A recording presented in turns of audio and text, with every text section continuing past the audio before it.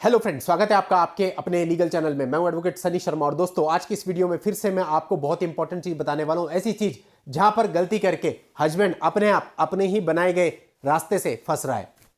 बहुत सारी वीडियोज मैंने इस पर बना दी है दोस्तों, बहुत सारे लोगों को पर्सनली समझा दिया, फिर भी लोग गलती करते हैं। यह गलती आपको नहीं करनी है। आप काउंटर केसेस पे बहुत सारी जानकारियां लेते हैं, बहुत सारे वीडियोज देखते हैं, बहुत सारे लोगों से बात करते हैं और जाकर के उन काउंटर केसेस को एग्जीक्यूट कर देते हैं। काउंटर केसेज मैंने कई बार बता दिया, अगर आप जा रहे हैं काउंटर केसेज में तो तरीके से जाएं। तरीके से मतलब पूरा एनालाइज करके अपनी पूरी प्रॉपर प्लानिंग के साथ। कहीं पे आप फंसने नहीं चाहिए, कहीं पे आपको कोई हानि नहीं होनी चाहिए, तभी आप काउंटर केसेज में जाएं, वरना मत जाएं, वो ज्यादा अच्छा है। होता क्या है कि हम गूगल से नॉलेज लेते हैं, कुछ वीडियो से जानकारियां लेते हैं और बस हम सोचते हैं कि यही है, लेकिन इसके अलावा इसके आगे भी बहुत कुछ है जो कि हम वीडियो में एक्सप्लेन नहीं कर सकते। कोर्ट के अंदर की प्रक्रिया आप देखिए, वहां प्रैक्टिकली कितनी अलग चीजें होती है। आपका वो कानून में ये लिखा है, लेकिन कानून के अकॉर्डिंग बहुत सारी चीजें जो नहीं हो रही। क्यों? क्योंकि यहां पे प्रैक्टिस में ऐसे ही है।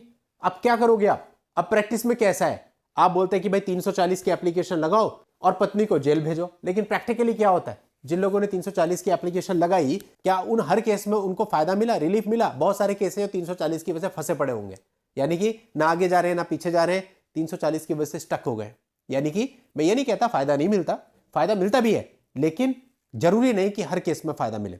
और रही काउंटर की बात, 340 तो चलो किसी भी केस के अंदर आदमी लगा देता है क्रिमिनल में, लेकिन इसके अलावा भी बहुत सारे गलत काउंटर केसेज आप लोग करते हैं जो कि आपको नहीं करने चाहिए, जिससे सामने वाले पे तो प्रेशर क्या पड़ना था, आप ही के लिए एक नंबर ऑफ केस बढ़ जाता है और आपके अननेसेसरी पैसे वेस्ट होने लगते हैं और आखिर में जाके आप खुद ही अपने आप को बहुत ज्यादा फंसा हुआ पाते हैं। तो आपको अगर काउंटर केसेज करने हैं तो पहले आप विचार करें कि आप क्या काउंटर केसेज करेंगे। जो भी काउंटर केसेज करते हैं वो रिजल्ट ओरिएंटेड होने चाहिए, जो भी काउंटर केसेज करते हैं वो बहुत हार्ड एंड शार्प होने चाहिए, तभी सामने वाली पार्टी दबाव में आएगी, वरना नहीं आने वाली। अब यहां एक मामला बताता हूं दोस्तों आपको, ये अपने उत्तराखंड का ही मामला है। यहां पर एक मामले में 125 सीआरपीसी के अंतर्गत पति ने अपनी तरफ से 340 सीआरपीसी लगा दिया। अब 340 सीआरपीसी में उसने बहुत सारी क्वेरीज लिखी जो कि एज ए लेमैन उसके अकॉर्डिंग बहुत इंपॉर्टेंट थी, लेकिन जब वो मामला मेरे पास आया, बहुत बाद में आया मेरे पास, वो 125 सीआरपीसी फाइनल जजमेंट होने के बाद वो मामला मेरे पास आया था। तो जब मैंने उस 340 को देखा तो मुझे लगा यार इस पे 340 क्यों लगाई है, मतलब कि जो भी क्वेरीज रेज की गई थी उनमें इतना दम ही नहीं था कि वो 340 को अटैक कर सके, बट सामने वाले बंदे ने 340 फाइल करी हुई थी। अब जब मैं कन्विंस नहीं हो पाया तो कोर्ट क्या कन्विंस हुई होगी? तो कोर्ट ने क्या किया, उस 125 सीआरपीसी में उस 340 सीआरपीसी की जो एप्लीकेशन थी उसको खारिज कर दिया। 125 का जजमेंट हो गया, 340 खारिज हो गई, सब कुछ हो गया। अब उसके बाद लड़की ने 125(3) यानी रिकवरी सूट भी डाला हुआ है कि रिकवरी चाहिए मुझे, इतना मेरा मेंटेनेंस बन रहा है।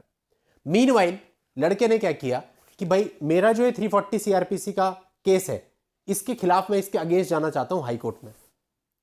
अब देखिए 340 में जान तो थी नहीं, बट लड़के का विचार था ऐसा कि भाई मुझे जाना है। इस बीच लड़के की तरफ से सेटलमेंट का प्रपोजल भी आया, लेकिन जब हमने लड़के को बताया तो लड़के ने बोला कि नहीं सर, मुझे अभी फिलहाल 340 ही प्रोसीड करना है। तो हम लोग 340 में आगे बढ़ गए। अब जब 340 में हम आगे बढ़े, हाईकोर्ट में हमने 340 डाल दिया, तो 340 डालने के बाद हुआ क्या कि हाईकोर्ट ने जब देखा कि 340 के ग्राउंड्स, जिसमें पूरी तरह से मैं भी कन्विंस नहीं हो पाया था, तो हाईकोर्ट भी कहीं ना कहीं कन्विंस नहीं हुई। लेकिन सबसे बड़ी बात हाईकोर्ट ने ये देखी कि भाई तो 125 सीआरपीसी का जजमेंट ही हो चुका है, 125(3) चल रहा है, अब आप 340 लेके आ रहे हो। और कोर्ट बहुत ज्यादा उस पर स्ट्रिक्ट हुई। कोर्ट ने कहा कि भाई ये क्या तरीका हुआ, ऐसे तो सारे 340 लेकर के आ जाएंगे जजमेंट होने के बाद, हम तो इसी सुनते रहेंगे। और कोर्ट ने कहा कि भाई ऐसा है, हम इस पे जुर्माना इंपोज कर देंगे, कॉस्ट लगा देंगे बहुत हैवी। किसी तरह से रिक्वेस्ट करके हाईकोर्ट में हमने उसमें डेट ले ली और अब डिसाइड ये करना है कि आगे क्या करना है। तो कुल मिला के कई बार ऐसा होता है कि इस तरह की चीजें आप केवल लॉ से इंस्पायर हो गए, लॉ को पढ़ के, क्या लॉ तो ऐसा भी कहता है, आप चले जाते हैं। लेकिन एज ए लेमैन आप ये कैसे डिसाइड करेंगे कि जिन बिंदुओं को लेकर आप वहां गए, इन प्रैक्टिकल कोर्ट में वो बिंदु एक्सेप्ट होंगे? वो तो आपको कोई इस फील्ड का एक्सपर्ट ही बताएगा ना कि साहब आपने जो बिंदु बनाए हैं इनमें से कौन कौन से रिलेवेंट है, कौन कौन से नहीं। और अगर कोई आपको बताता है तो उसको मानना चाहिए, अपनी नहीं चलानी चाहिए, क्योंकि जाहिर सी बात है हर एक का अपना फील्ड है। मेरा अपना फील्ड है, मैं अपने फील्ड में एक्सपर्ट हो सकता हूं, आपका अपना फील्ड होगा, उसमें मैं एक्सपर्ट नहीं हो सकता हूं। अगर मान लेते हैं आप में से कोई सॉफ्टवेयर इंजीनियर है, मुझे इतना नहीं मालूम, अगर मैं किसी वेबसाइट के बारे में आपसे बात करता हूं, आप मुझे समझाते हो कि सर ये नहीं ये बेस्ट है, तो मेरा बनता है कि मैं आपकी बात को मानूं, क्योंकि मैं उस फील्ड का एक्सपर्ट नहीं हूं।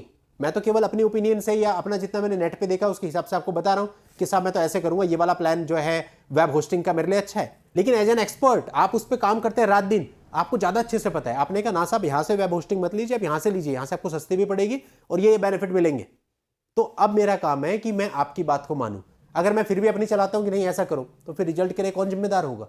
तो दैट्स वाई आपको सारी चीज सोचनी चाहिए कि आपको अपने अकॉर्डिंग तो चलना है, लेकिन उसके साथ साथ उस पर पहले ओपिनियन लेनी है, उन ओपिनियन को मानते हुए तभी आगे बढ़ना है। ऐसा नहीं करना, ऐसा करने से आपका पैसा, आपका समय सब नुकसान होता है और कोई फायदा नहीं मिलता। आप पहले से ही परेशान होते हैं, आप और परेशान हो जाते हैं। दोस्तों उम्मीद करता हूं कि आपको मेरी बात अच्छे से समझ में आई होगी, कोई मेरी बात का बुरा नहीं मानेगा और आगे से इन चीजों का ध्यान रखेंगे। चलिए दोस्तों, आज के इस वीडियो में इतना ही। नेक्स्ट वीडियो में नई जानकारी के साथ मैं आपसे फिर मिलता हूं। तब तक के लिए goodbye and thank you for watching. Take care.